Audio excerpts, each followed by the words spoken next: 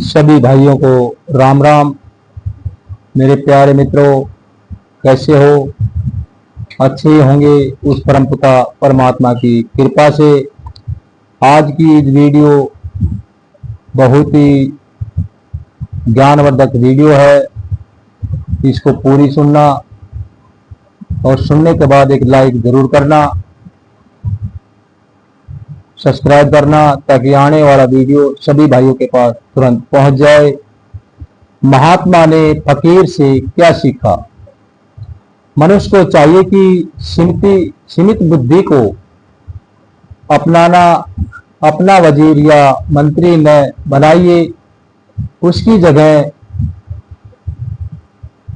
अकेले कुल को ही सलाहकार बनाइए, क्योंकि सीमित अक्ल से नाम को बदनाम कर रखा है। एक महात्मा था जिसको अहंकार हो गया कि दुनिया में उसके मुकाबले कोई दूसरा महात्मा नहीं है।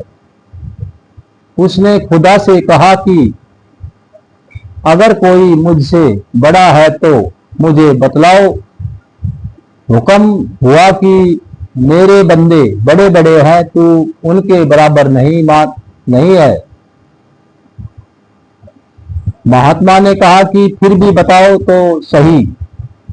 खुदा ने कहा कि तेरे घर के पास जो दरिया बहता है उसके पास जा, वहां तुझे एक फकीर मिलेगा, वह जो कहेगा वैसा ही करना।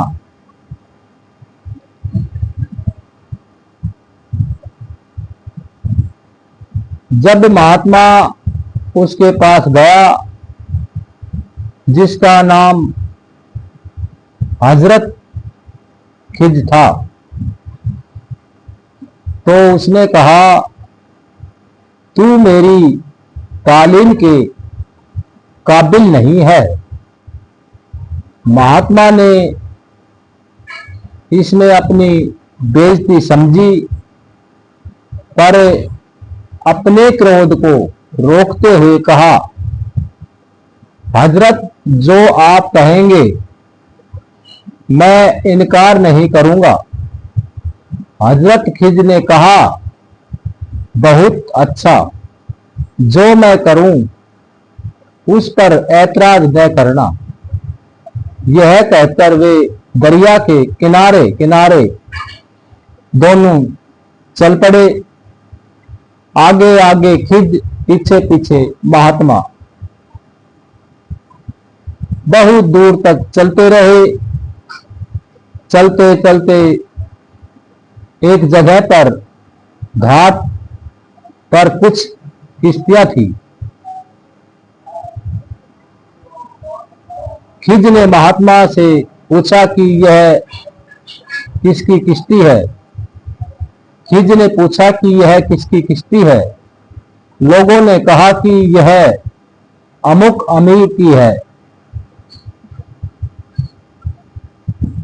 अमुक नाम का एक अमीर सेठ है, उसकी है। फिर पूछा कि यह किश्ती किसकी है? लोगों ने जवाब दिया कि जी, अमुक नाम का सेठ राई है कि। हजरत खिज ने एक और किश्ती के बारे में पूछा कि यह किसकी है? जवाब मिला कि यह अमुक और अनाथ बच्चों की है, आप इसे बेशक इस्तेमाल कर लें। हजरत खिज ने लात मारकर उस किश्ती के कुछ तख्ते तोड़ दिए। महात्मा को खिज के इस व्यवहार पर बहुत गुस्सा आया। आपे से बाहर होते हुए महात्मा बोला, आप बेरहम और पागल हैं। आप अमीर आदमी की किश्ती को तोड़ देते तो वह इसकी मुरम्मत करवा सकता था, पर गरीब और अनाथ बच्चों की किश्ती तोड़ना तो बेरहमी का काम है, आपको ऐसा नहीं करना चाहिए था। खिज ने कहा, तुझे कहा था कि बोलना मत। महात्मा ने कहा, अच्छा, भूल हुई, माफ कर दो।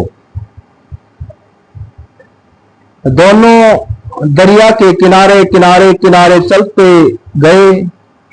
करीब 1 मील चलने के बाद एक गांव आया जिसमें एक वीरान और अंधा गिरा हुआ था। अंधा गिरा हुआ का घर था, उसकी दीवार गिरी हुई थी। खिज ने कहा, इस दीवार को बनाना है, मैं पानी ले आता हूं और गाढ़ा बनाकर हम इस दीवार की मुरम्मत कर देंगे। खैर, गाढ़ा तैयार हो गया। सारा दिन वे दीवार बनाते रहे।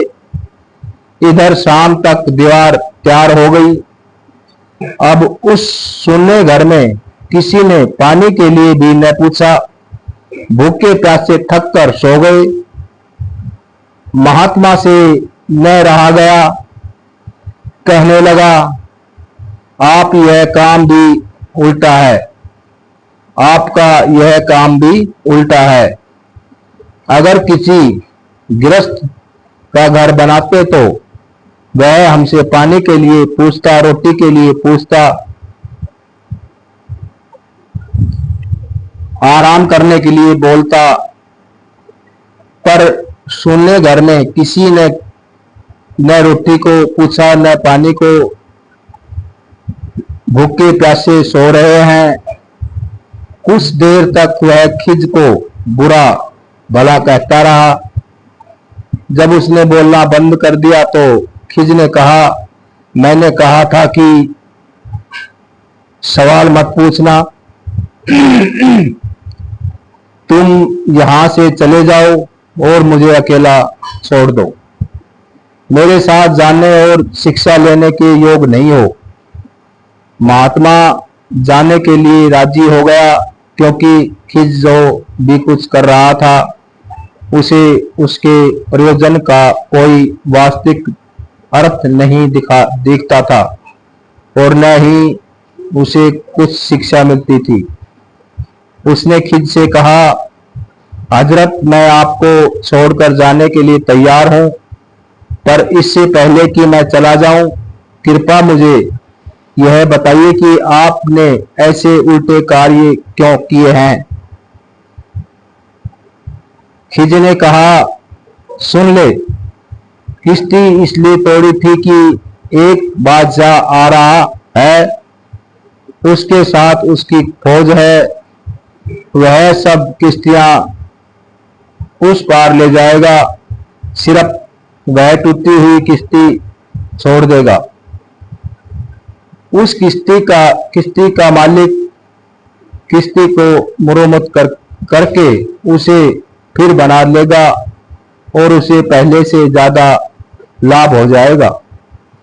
अगर एक ही किश्ती हो तो कितना फायदा हो सकता है।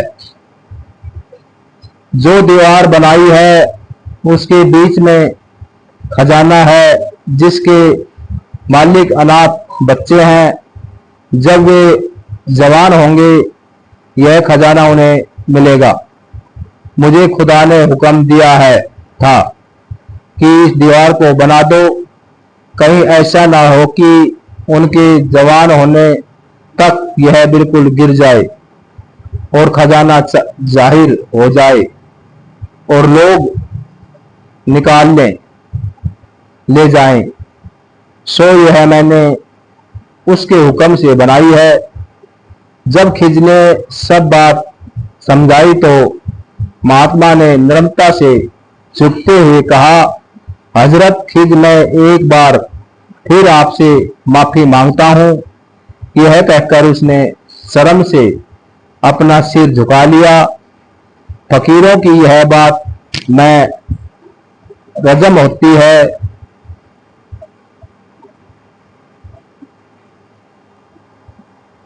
मनुष्य अपनी विपत्तियों को निमंत्रण देता है और फिर इन दुखदायी अतिथियों के प्रति विरोध प्रकट करता है, क्योंकि वह भूल जाता है कि उसने कैसे, कब और कहां उन्हें निमंत्रण पत्र लिखे तथा भेजे थे। परंतु समय नहीं भूलता। समय उचित अवसर पर ही निमंत्रण पत्र ठीक पते पर दे देता है और समय ही हर अतिथि को मेजबान के घर पहुंचाता है।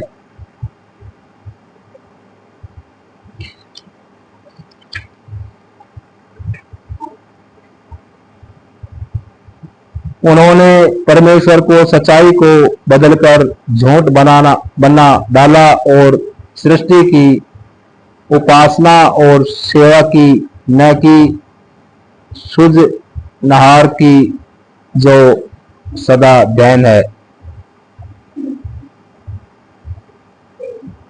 एक बार उद्धव ने भगवान कृष्ण से कहा कि इन जीवों को आप अपने देश क्यों नहीं ले चलते? आप स्वयं समर्थ हैं और जो चाहो कर सकते हैं। मैं देख रहा हूं कि संसार के जीव तरह तरह के दुखों और कलेशों में फंसे हुए हैं और निराश हो चुके हैं। आप